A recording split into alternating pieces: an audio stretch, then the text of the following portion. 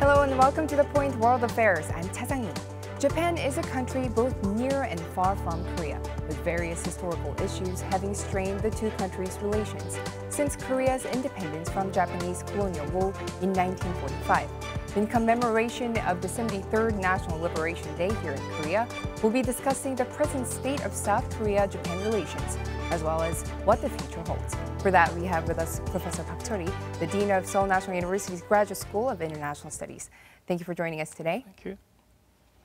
Before we jump into the details, let's take a brief recap of Seoul-Tokyo relations and where it currently stands.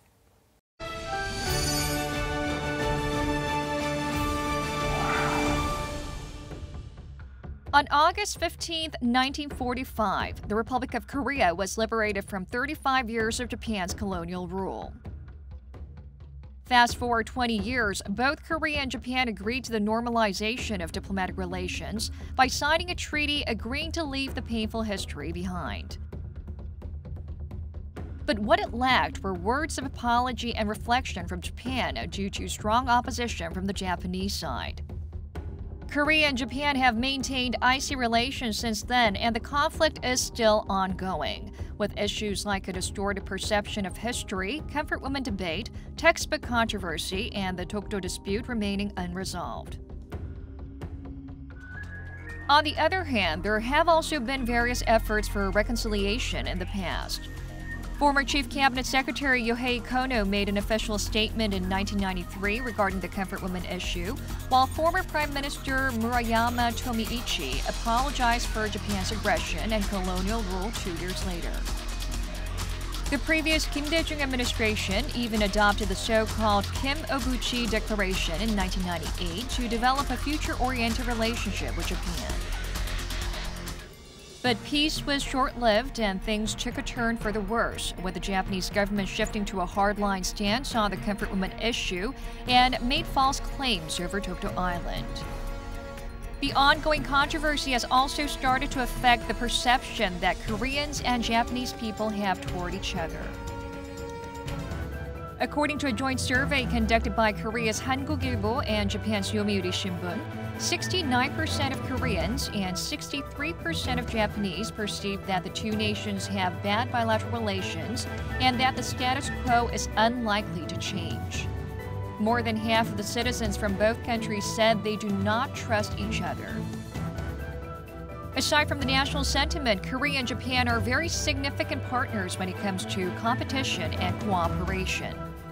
In fact, trade volume between the two countries jumped about 400-fold since the 1965 treaty, while Japan emerged as Korea's third-largest trading partner after China and the United States.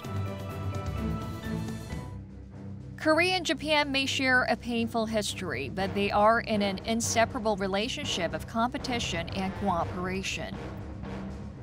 On this week's The Point World Affairs, we discuss the current status of Seoul-Tokyo relations, as well as its future in light of the 73rd anniversary of Korea's National Liberation Day. Right, Professor, so there are still a lot of unresolved issues between Seoul and Tokyo, such as the comfort women issue and the territorial disputes over the Dokdo Islands. So why do you think these problems still exist? As you say, we have many thorny historical and territorial controversies between Korea and Japan. Even though many people want to resolve it in a short period of time, it never happens. One of the reasons why those issues continue to be as conflictive is that those issues are directly related to national identity. Some people call it there is a kind of clash of national identity between Korea and Japan.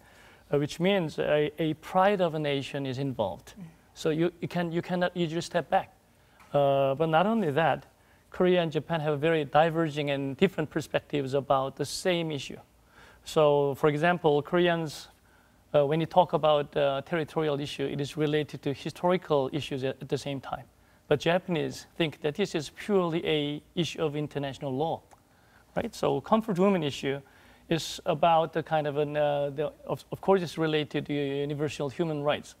But some Japanese, especially right-wingers, think that this is the issues of the past, a colonial legacy. Whenever we say that Japan should apologize more Japanese think that they apologized enough. And the Koreans always think that, oh, it has something to be desired. You have to do more. So there's a kind of a big perception gap between the two. We can hardly narrow the gap, even at this moment. That's the reason why emotional uneasiness is always there when you talk about Korea-Japan relations. I understand. You talked about the reasons why these problems still are pending, but do you think distrust between the people of South Korea and Japan, and also the little hope for reconciliation, actually has an effect in this bilateral relations? I think many people, ordinary people, want to improve the relationship and have a true reconciliation between the two peoples. But as time goes by, it is strange that both Japan and Korea needs lesser needs than before to cooperate with each other. For example, Korea has grown up to be a very advanced nation, joined the OECD. So in terms of defense and economic capability, Korea performs much better than before. And Korea has more trades with China than with the United States and Japan. Also, even though we don't have to have an indirect channel through Japan to link with the United States, we have a very robust alliance relationship with the United States. So even when you talk about the North Korea issue, Korea relies more on United States and China than Japan. So from the Korean perspective, we have lesser needs to cooperate with Japan than in the past. I think that applies to Japan at the same time. Many Japanese think that Korea is a hesitant ally. Sometimes Korea looks as if Korea is tilting too much toward China rather than to the United States. And bilateral ties, the trade volume with Korea is on the decline. Considering all those dynamics, so-called mutual passing is taking place. From the Korean perspective, Japan passing. From the Japanese perspective, Korea passing is happening. There's a lot of worry about that, but still nobody wants to fix it. I see. Right. There are also a lot of economic kind of ties that is very important in between these two countries. How do you think that the Prime Minister Shinzo Abe's predicament and his long-term politics actually taking into effect, on this relationship between the two countries? Of course, the Prime Minister Abe Shinzo's style and the personal belief affects the relationship between the two, but we should not count too much on Prime Minister's personal trait or his personal belief or ideology. What's more important is a kind of a general historical trend and then social mood in both society. Korea is getting more and more proudful of its country, and then Japan think that Japan is also a prideful country. The personal trait does not matter that much. What is important is that the group thinking among the politicians and among the people. In the past, the kind of a thick network between the two elites worked very neatly to resolve any thorny issues. But I don't think even elite network does not work that neatly comparing to the past. Let's get more local perspective as we connect to the experts. The situation on the Korean Peninsula is rapidly changing following the Inter-Korean Summit and the Trump-Kim Summit that followed shortly afterwards. With North Korea actively engaging in talks to denuclearize, related countries, including Japan, is trying hard to be included in the denuclearization talks. South Korea is also acknowledging the need for cooperation from Japan and other regional countries to establish peace on the Korean Peninsula. This was the Korea-Japan summit that was held in May, where the two leaders reaffirmed their desires to establish future-oriented relations and enhance strategic communication in different areas. Japanese Prime Minister Shinzo Abe also explicitly expressed his wishes to engage in security talks in Northeast Asia, a request that President Moon Jae-in strongly supported. While Abe has repeatedly expressed his willingness to resolve the abduction issue and normalize relations with North Korea, Pyongyang still remains silent. What role does the South Korean government have in bringing about a summit between North Korea and Japan? And why is it important to improve Korea-Japan relations at this point in time? What's the public sentiment like within Japan? We now connect to a local expert, Dr. Masashi Nishihara, president of the Research Institute for Peace and Security. Welcome, Dr. Nishihara. Hello. Good to see you. Right, Doctor. So what is the public sentiment in Japan regarding historically controversial issues like the comfort women issue or sovereignty over Dokdo or Takeshima Islands? Public sentiment, I would say, is a little bit tired of the issue being raised constantly by the Korean side. We are aware that the Japanese have done something wrong, but we think we have finished this issue by compensations and others. But it seems that the Korean side keeps coming back. During the your previous president, President Park, the issue was supposed to have been settled. The Japanese side, the Korean side agreed in the late 2015, and I thought the issue was being settled and then it was not being, it's irreversible. But the Korean side has turned over the decision that was reached, and people are a little bit tired of the discussions. The discussions being held in Korea. And how about the Japanese people? What do they think currently about the relationship between South Korea and Japan? And why do you think Japan wants to improve relations with Seoul? Korea is a very important neighbor for us. First of all, it's very close to us. And also historically, we have a close cultural heritage to share. And also in terms of security, South Korea is very important for the Japanese security. It's important for the United States as well. The U.S. has troops in South Korea.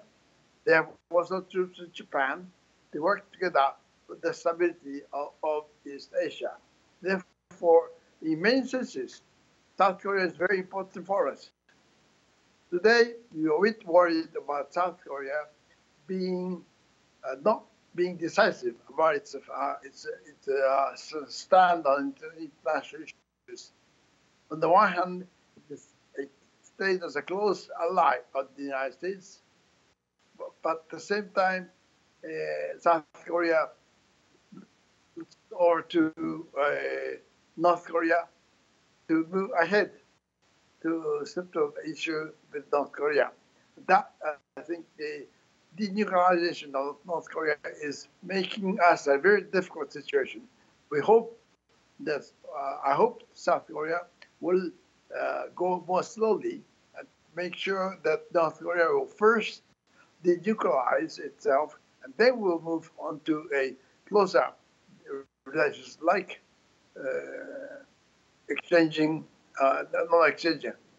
like setting up the embassies in each country and so forth. But today, we think South Korea is going too fast. Thank you for your updates. That has been Dr. Masashi Nishihara from the Research Institute for Peace and Security in Tokyo. So, Professor Park, what do you think about the analysis of Dr. Nishihara? Do you agree with him? As you can see, there's a kind of a perception gap between the Japanese side and the Korean side. When you talk about the historical controversy, many Japanese think that let's look to the future. And Koreans always say that clear the history issues of the past first. If not, the genuine cooperation is impossible.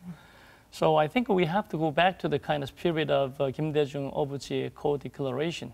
This is the 20th anniversary of the Kim Dae-jung Obuchi Co-Declaration. And it says that we have to straightly look at the past and then move to the future on the basis of that, the historic consciousness. So I don't think we have to look at the past only or future only. We have to have a clear consciousness about the unhappy historical past. But also at the same time, we have to move to the future. I think rather than just focusing on this kind of thorny controversial issues only, we have to try to find a common ground based on mutually shared strategic interest. We have security interest shared, economic interest shared, North Korea issue shared, so many issues. So we have to talk about all those issues on the proper consciousness about what is happening.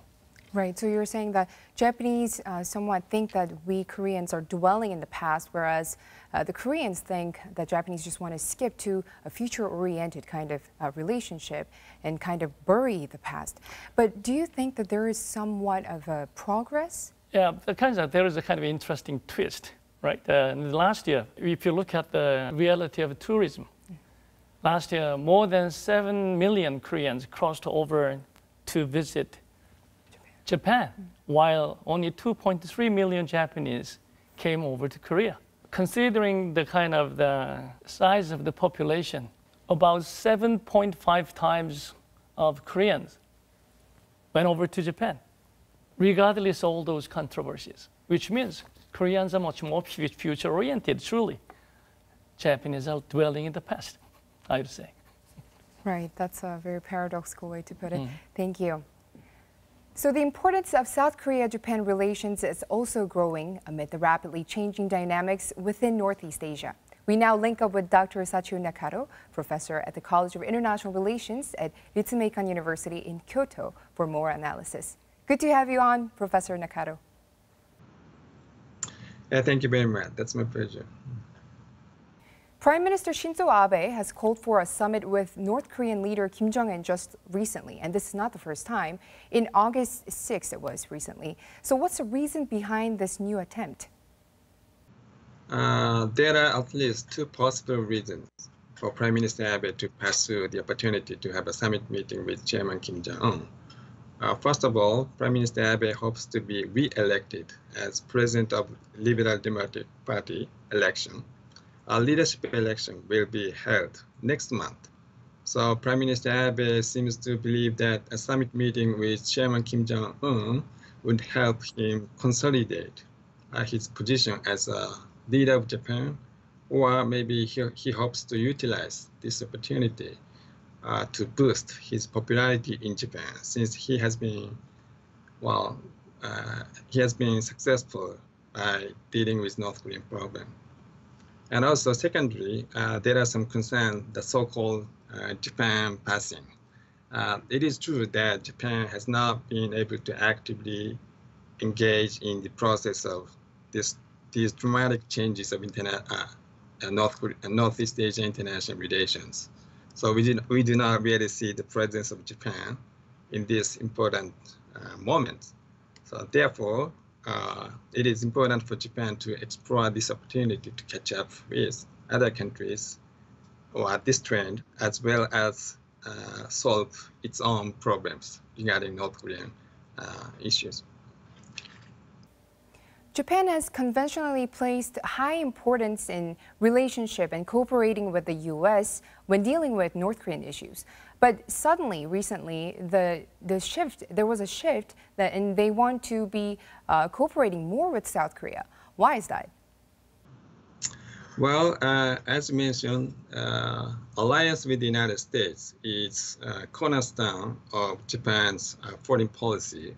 Therefore, it is natural for Japan to emphasize on cooperation with the United States.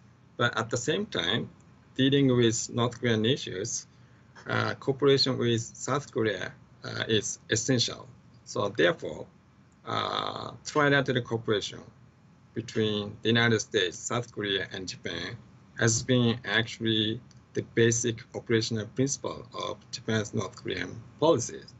But the reason why Japan suddenly seems to pursue cooperation with South Korea now is probably because South Korean government has been doing very important and good facilitator role between the countries concerned and North Korea. So therefore, Japan would like to also hope South Korea to be a facilitator between Japan and North Korea. So you said that South Korea is playing the facilitator role between the U.S. and Japan. So what do you think the Japanese government should do to improve the ties with South Korea? Okay, there are many historical problems between Japan and South Korea. It is true. So therefore, the current Moon Jae-in government cleverly try to separate historical issues from other important issues such as political, military, economic, and cultural exchanges and social issues. So it is important for both countries to continue to work for future better relations, even though history issues exist. So in this way, two-track approach, it seems to work between Japan and South Korea.